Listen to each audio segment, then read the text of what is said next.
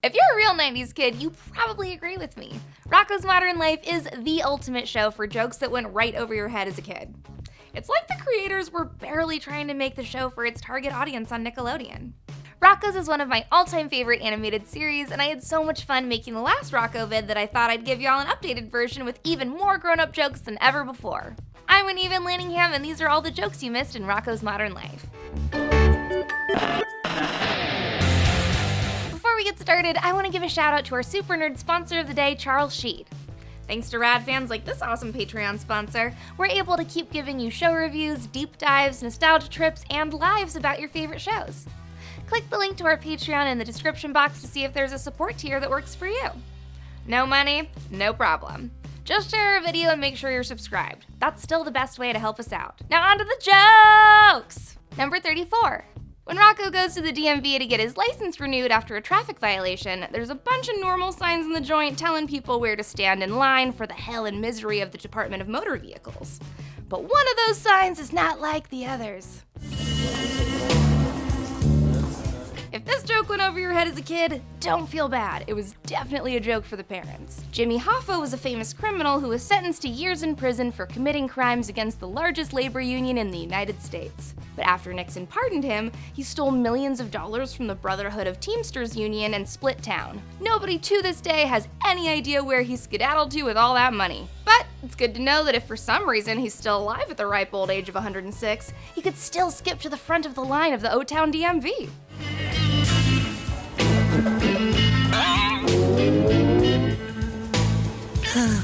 Number 33. Jesus Christ, this scene gives me the squidgies. I didn't come here to watch Unshen Andaloo. When Dr. McCreeperson of the DMV gives Rocko an eye examination, he really gets in there and fondles his ocular globes. Supple and firm. Good muscle tone. Youth. Cough, please. Don't doctors normally reserve the old squat and cough for your ball sack? I don't know, I guess your eyeball sack works too. So much easier to examine your eyes this way. How much longer do I have to hold this? Number 32. Due to the fact that Nickelodeon's censors are even stricter than YouTube's, you can't even say the word hell in a 90s cartoon. At least I've still got that word, guys. But because of this ridiculous rule, the writers of Rocko had some Satan-y fun and got as close to the Dark Lord as they possibly could on the network at the time. First, we see this great sign that clearly used to say hell, but now says heck. When Heifer tries to call this out, the master of the underworld says this to him. Wait a minute. Heck? Isn't it supposed to be censors? And my absolute favorite joke comes at the end, when the demon guy is playing paddleball. 663, 664, 665. 1, 2, 3. The mark of the beast is 666! Number 31. There's not a drive-in within 100 miles of O-Town, so Heifer and Rocko settle for watching Mr. Big Head's big screen TV in their car from across the yard. During a remote battle, the TV accidentally switches over to this. Stay tuned for more sweating in your undies. Yeah, that's supposed to be Richard Simmons, and those are supposed to be his drawers falling off. No wonder those dudes screamed. I don't want to see his sweaty, gross giblies. What I do want to see is more Satan jokes, like the number 666 above the movie theater where Rocko and Heifer end up later on in the episode. Number 30. In the beginning of this episode, Heifer is watching something on TV, but ends up turning it off because it's way too boring. What were you watching, Hef? Reporting live from Washington, D.C. The official motorcade is just coming around the corner now, and oh my God, there's a burst of gunfire. It's the final game in the World Series. Hear those gunshots? Yup, that was the JFK assassination. A US president got a chunk of his skull blown into his wife's lap, and you're bored, bro? Sheesh, 100 channels and there's nothing on. Number 29, Rocko's new Suck-O-Matic vacuum cleaner can do anything. Even perform complex surgical procedures on your pet's genitals. Gee, maybe we should try the neutering device later. No, poor Spunky. For the love of God, let a vet neuter your pet. That sentence rhymes for a reason. Number 28. I I literally have no idea how I missed this joke as a kid, but it's bad. When Rocko, Heifer, and Spunky test the vacuum outside, it mows down a beautiful flower bed full of fairies and this guy.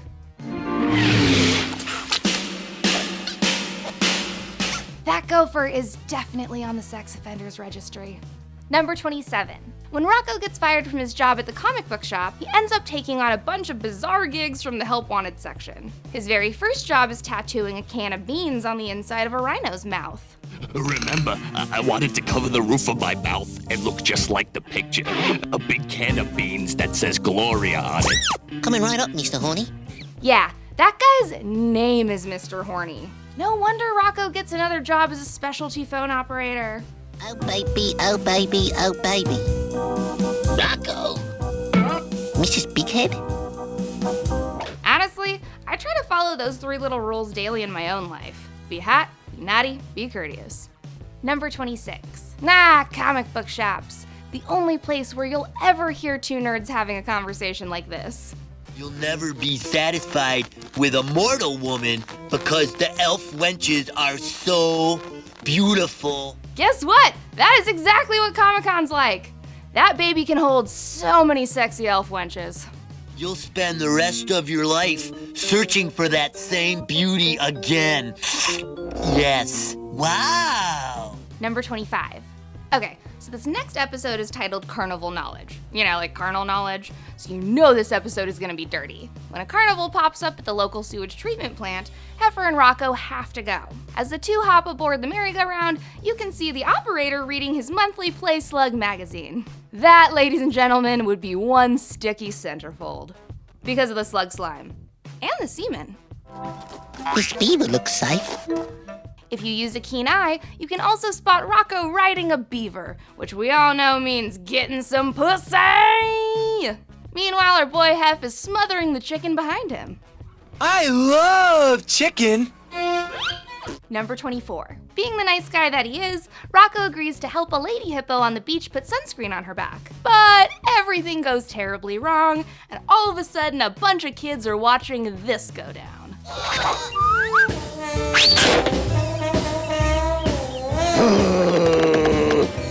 My, those lenses are lovely. I love that her solution to getting Rocko tangled in her titties is to snort him up her snout like a little line of Australian cocaine. Number 23. Later on the beach, a pelican swoops in and steals Spunky. To get him back, Rocko has to drop trow and do as the nudists do on a nude beach as he chases that goddamn sky rat down.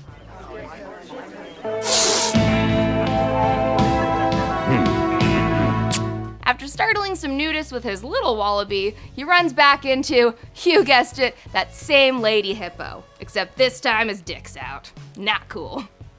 How dare you! Savage! Number 22.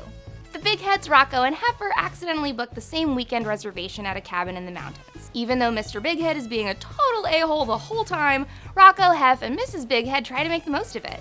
While Mr. Bighead is trying to radio for help getting off the snowy mountain, the other 3 start playing a round of poker. If you look closely, Rocko and Heifer are definitely fully clothed in the first part of the clip until Mrs. Bighead wins big and they lose their shirts. Yup, they're playing strip poker! And now we know why so many 90s kids grew up taking their tits out at Coachella. Number 21. In this episode, Rocko visits Dr. Ben Dover at the medical clinic because he has the flu. The first person who examines him is not actually a real doctor, however. He's a mental patient with a penchant for fondling the family jewels. Again?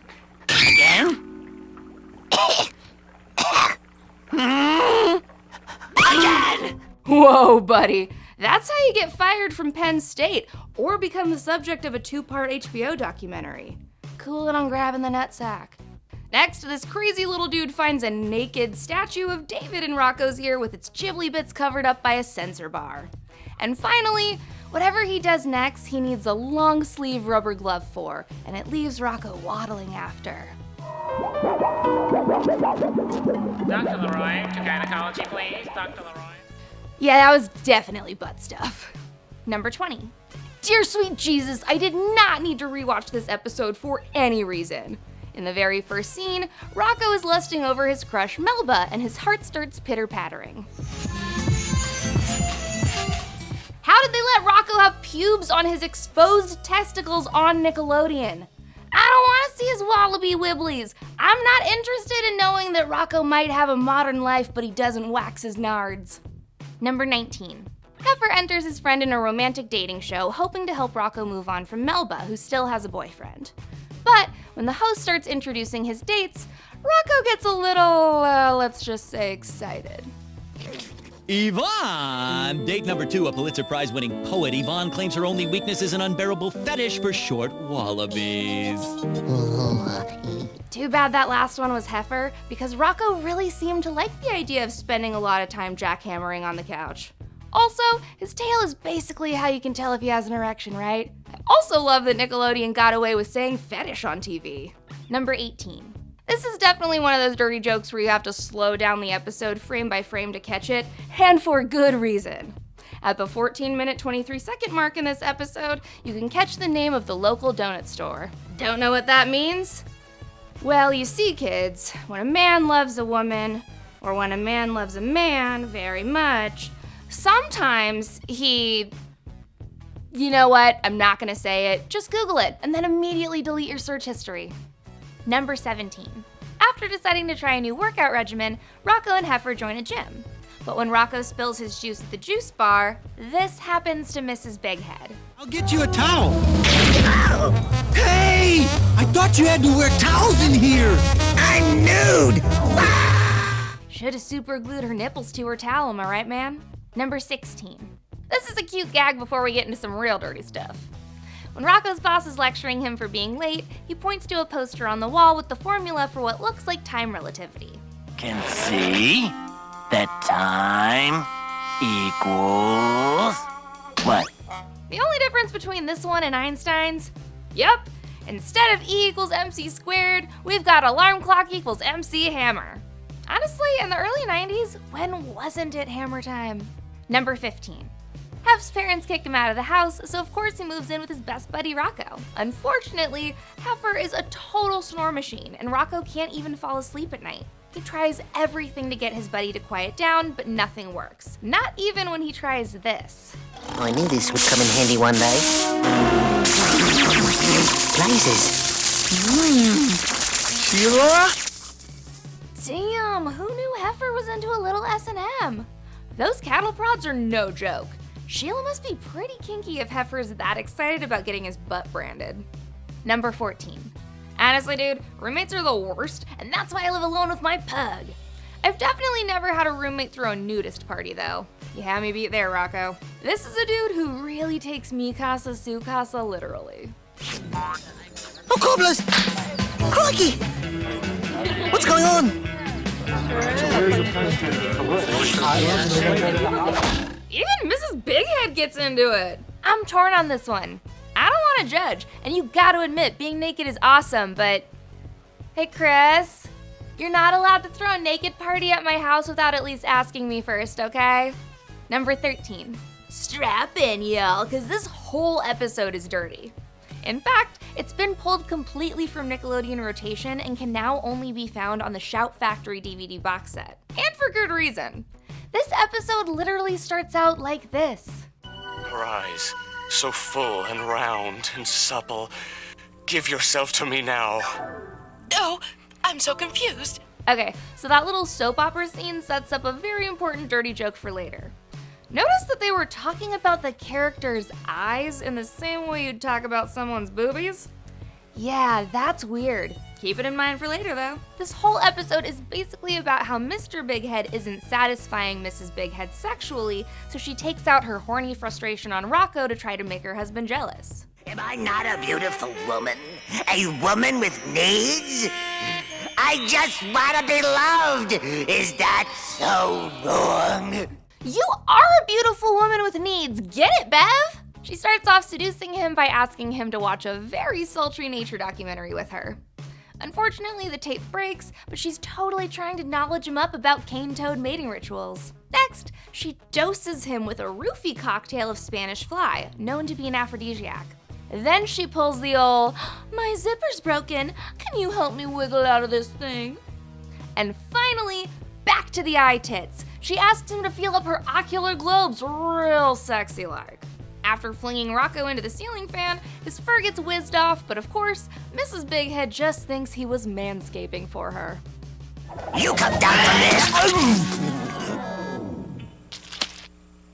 You shaved for me. But don't worry, Rocko manages to escape with his life, and Mr. Big Head eventually realizes that he needs to appreciate his wife more. They even accidentally tie their tongues together. Ugh, so romantic, you guys. Number 12. In this episode, Rocko, Heifer, Filbert, and Spunky decide to go camping. What could go wrong in the great outdoors? For starters, there's this charming little bumper sticker, not out of place in our current political climate. Isn't it fun that we've been having this debate since the 90s and almost nothing has changed?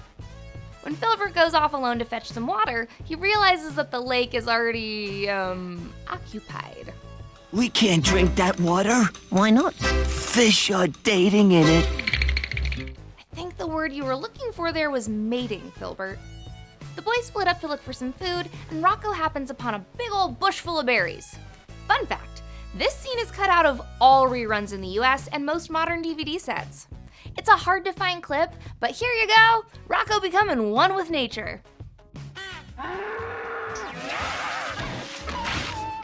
Yeah, those weren't just berries, homies. Those were berries like his twig and berries. This is a real goofy Pluto dynamic we've got going on here, and I like it. Animals with pants come out on top. Animals without pants get their balls fondled. I don't make the rules. Number 11. Here's another episode title with a grown-up pun. Season 1, Episode 1B is called Who Gives a Buck? God, the writers of this show just get me. In the very beginning of the episode, Heifer and Rocko are watching the All-Scottish show. And would you just look at that beautiful acronym, the ASS! Later on in the same episode, they go to the mall to buy Spunky a new dog bowl, and the sleazy salesman who tries to seduce them into buying a crazy fancy new contraption says this. Why don't you just jump on our doggy-style bow ride? Everybody on their hands and knees? Yes, I want to hop on your doggy-style ride. Whitney! And Brett wonders why I turned out this way. Number 10. In this episode, all of Ed's imprisoned bugs crash at Rocko's house when they realize that Rocko's a sucker who hates killing bugs. While the bugs are partying, one of them turns into a butterfly, ditching her boyfriend like this.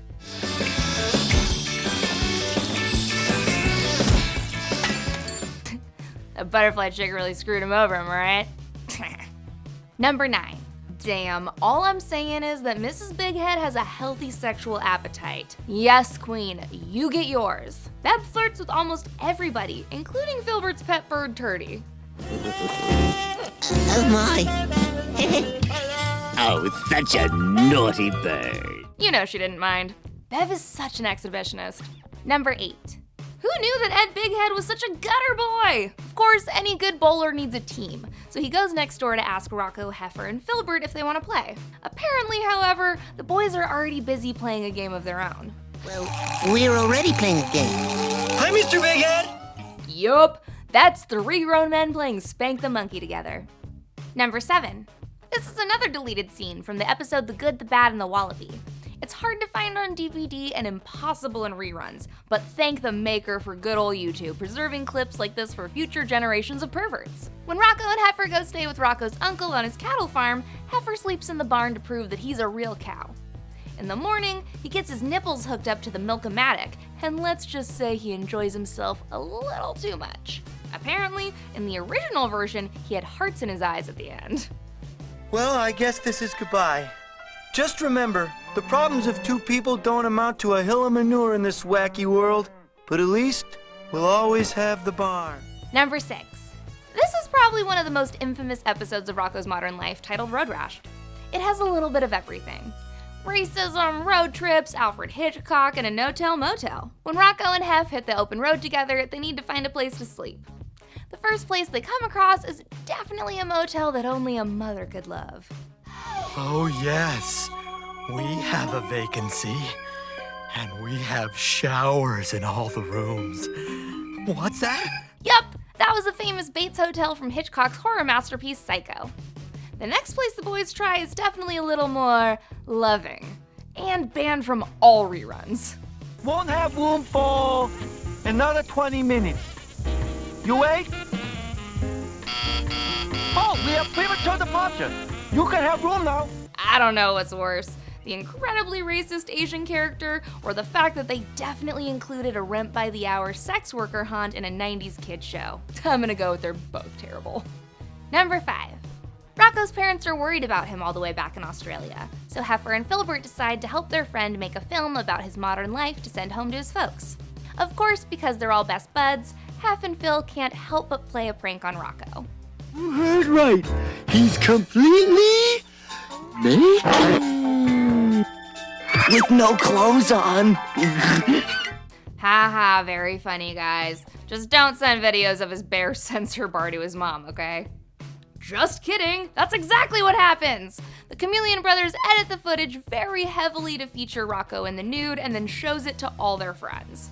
It even wins an award in the Australian Film Festival. Luckily, Rocko's mom and dad are proud of their son's art house piece, but Rocko does insist that Filbert and Heifer delete every copy of the video. While they're erasing the tapes, Filbert stumbles upon another home movie that definitely doesn't belong to Rocko. Oh my gosh. This one isn't yours. What? Yeah, if you look closely, that's a sex tape from the night they got their tongues tied together. Cool!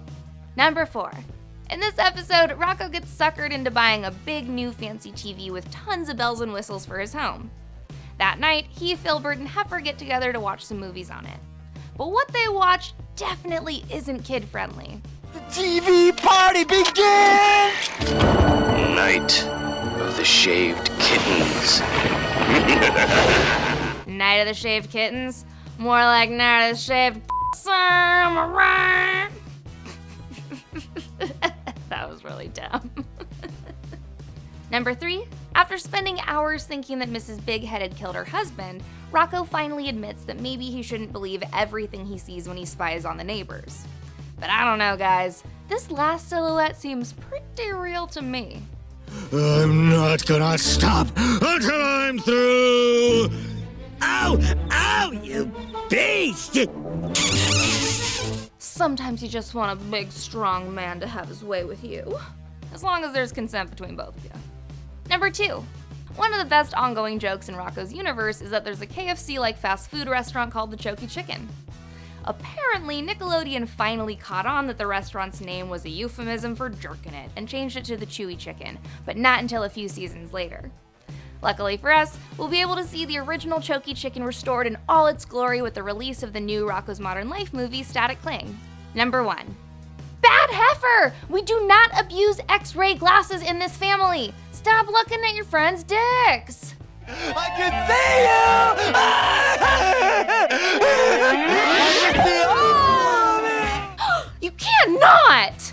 These are all the adult jokes I could find in Rocko's Modern Life, but I want you guys to tell me which ones I missed in the comments. Also, let's talk Static Cling. How excited are you for the new Rocko movie? And how dirty do you think it's gonna be?